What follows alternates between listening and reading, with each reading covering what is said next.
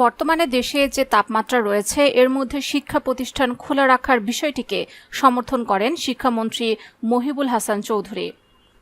জাতীয় প্রেস ক্লাবে বাংলাদেশ কলেজ বিশ্ববিদ্যালয়ের শিক্ষক সমিতি আয়োজিত জাতীয় শিক্ষানীতি ও নতুন কারিকুলাম বিষয়ক গোলটেবিল বৈঠক শেষে তিনি এ মনোভাবের কথা জানান। তিনি বলেন, বাংলাদেশের বর্তমান তাপমাত্রা সর্বোচ্চ নয়, এবছর এত কথা কেন? এ অবস্থায় সকলে স্কুল বন্ধ রাখা যুক্তিযুক্ত নয়।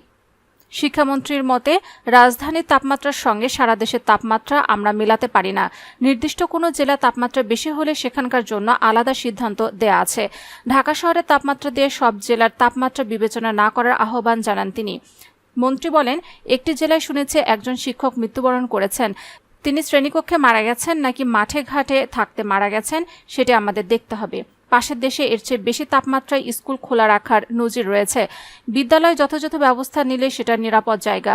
তিনি আরও বলেন, সবকিছুতে বিদ্যালয় মাদ্রাসা বন্ধ করে দেওয়া সঠিক নয়। দেশের চৈত্র মাসে তাপদাহ হয়, এর জন্য বিদ্যালয় বন্ধ করে দেওয়ার প্রবণতা থেকে বেরিয়ে আসতে হবে। বিদ্যালয় বন্ধ করলে যে শিক্ষার্থীরা সচেতন থাকবে, তারা নিরাপদ থাকবে, বিষয়টা কিন্তু তা নয়।